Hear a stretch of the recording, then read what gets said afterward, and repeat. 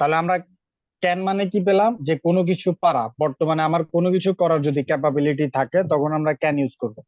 যেমন আমি গান গাইতে পারি, আমি নাচতে পারি, আমি ইংরেজি কথা বলতে পারি, যখন পারি কথাটা আসবে তখন আমরা ক্যান ইউজ করবো, মানে বর্তমানে আমার যখন কোনো কিছু করার ক্যাপাবিলিটি থাকবে। তো যখন আমরা ক্যান কে নেগেটিভ ফর্ম করব, এটাকে যখন আমরা ক্যান নট বলি, বাট স্পিকিং এ আমাদেরকে কন্ট্রাকশন ফর্ম ইউজ করতে হবে, তখন আমরা বলতে পারি আই কান্ট, মানে আমি পারি না। তো আমরা প্রত্যেকটা পার্টকে আমরা টেন্স থেকে বিভার্ব পর্যন্ত প্রত্যেকটা পার্টকে আমরা 6 প্যাটার্ন করে প্র্যাকটিস করেছিলাম। 6 প্যাটার্ন প্র্যাকটিস করার কারণ হচ্ছে আমরা যখন কথা বলি, যে তখন আপনি যদি চিন্তা চিন্তা করতে করতে বলেন, যেমন I can speak in English, এই জায়গাটা আমাদের একটু সমস্যা। তা আপনি যখন 6 প্যাটার্ন করে প্র্যাকটিস করবেন, আপনাকে আর চিন্তা করতে হবে না। এটা হচ্ছে এক প্রকার এক্সারসাইজের মতো। কারণ বিষয়টা হচ্ছে এমন, কারণ আমরা যখন বাইক চালাই, হ্যাঁ, বা যখন আমরা ড্রাইভিং করি, দেখেন আপনি কি চিন্তা করে ব্রেক করেন, চিন্তা করে কি গিয়ার কমান বাড়ান? কারণ এটা অটো, আমাদের ব্রেনের মধ্যে এমন ভাবে সেট হয়ে গেছে, আমরা না চাইলেও, আমরা চাইলেও ব্রেক হয়, না চাইলেও ব্রেক হয়। মানে ইন্টেনশন, আমাদের ব্রেন সেন্সের মধ্যে এমন ভাবে এটা গেঁথে গেছে যে ও জানে ব্রেন যে কখন কি করতে হবে। তখন দেখা গেল একটা গাড়ি আসছে, আপনি অন্য মনস্ক থাকলেও কিন্তু ব্রেক অটোমেটিক, আপনার হাত কিন্তু ব্রেক করে ফেলবে, তাই না? তো বিষয়টা হচ্ছে এমন, 6 প্যাটার্নের কাজটা হচ্ছে এমন, আপনার সেন্সের মধ্যে সেট করে দিবে বিষয়গুলো। তখন আপনার কি করতে হবে, চিন্তা করতে হবে না। যেমন আমি এভাবে ইংলিশে যে, সরি, বাংলা যে ফ্লুয়েন্টলি কথা বলছি, আমি কি একবারও চিন্তা করছি যে আমি এই লাইনের পর আর সামনে কি লাইন বলবো? তো একটা ল্যাঙ্গুয়েজ হওয়া লাগবে, ঠিক আছে? এই জন্য আমরা 6 প্যাটার্নটা প্র্যাকটিস করবো। যেমন I can speak in English, আমি ইংরেজিতে কথা বলতে পারি। I can't speak in English, আমি ইংরেজিতে কথা বলতে পারি না। Can I speak in English, আমি কি ইংরেজিতে কথা বলতে পারি? Can't I speak in English, আমি কি ইংরেজিতে কথা বলতে পারি না? Why can I speak in English, কেন আমি ইংরেজিতে কথা বলতে পারি? Why can't I speak in English, কেন আমি ইংরেজিতে কথা বলতে পারি না? যেমন বর্তমানে পারার অ্যাবিলিটি হচ্ছে আমরা ক্যান। যখন অতীতের কোনো ক্যাপাবিলিটি থাকবে, যেমন আমরা বলি না যে আমি ছোটবেলায় ভালো ক্রিকেট খেলতে পারতাম, আমি ছোটবেলায় ভালো রান্না করতে পারতাম, আমি ছোটবেলায় ভালো কবিতা আবৃত্তি করতে পারতাম। হয়তো সামাও আমরা ছোটবেলায় ভালো ক্রিকেট খেলতাম, কিন্তু হয়তো প্র্যাকটিসের কারণে অথবা সময়ের অভাবে আমরা এখন পারি না। তো যখন অতীতের কোনো ক্যাপাবিলিটি বুঝাবে, তখন আমরা ইউজ করছি কুড। তাহলে যেমন আমি বলি, আমি ক্রিকেট খেলতে পারতাম, আই কুড প্লে ক্রিকেট। আমি ক্রিকেট খেলতে পারতাম, I could play cricket. Could কে যখন আমরা নেগেটিভ করবো, তখন এটাকে আমরা বলবো কুডন্ট। কুড নট না বলে কি বলবো, কুডন্ট। তাহলে এইটাকেও আমরা সেম 6 প্যাটার্নে প্র্যাকটিস করতে পারবো। যেমন আই কুড প্লে ক্রিকেট, আমি ক্রিকেট খেলতে পারতাম। আই কুডন্ট প্লে ক্রিকেট, আমি ক্রিকেট খেলতে পারতাম না। কুড আই প্লে ক্রিকেট, আমি কি ক্রিকেট খেলতে পারতাম? কুডন্ট আই প্লে ক্রিকেট, আমি কি ক্রিকেট খেলতে পারতাম না? Why could I play cricket, কেন আমি ক্রিকেট খেলতে পারতাম? Why couldn't I play cricket, কেন আমি ক্রিকেট খেলতে পারতাম না? এট দ্য সেম টাইম আরো একটা জিনিস হচ্ছে উড।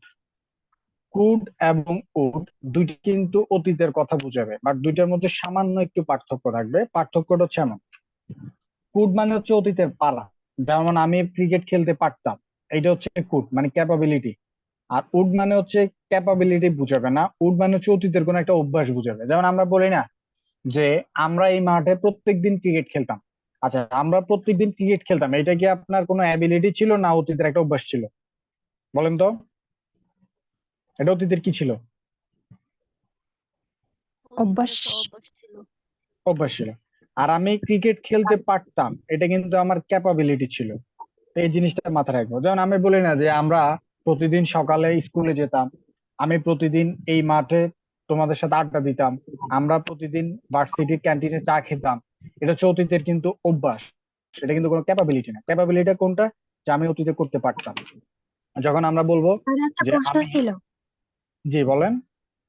স্যার অতীতে কোনো অভ্যাস বোঝালে তো ইউজ টু তো ব্যবহার করতে হয়, করা ইউজ যায়। টু হচ্ছে কি উডের সিনোনিম, হ্যাঁ, এটা হচ্ছে উডের সিনোনিমটা হচ্ছে ইউজ টু। আর ইউজ টু ওকে। আরো কিছু ইউজ আছে, এটা আমি লাস্টের দিকে শিখাবো, হ্যাঁ। আচ্ছা, উডকে আমরা যখন নেগেটিভ করব তখন হচ্ছে উড্যান্ট। এটাকে আমরা কি বলবো, উড্যান্ট।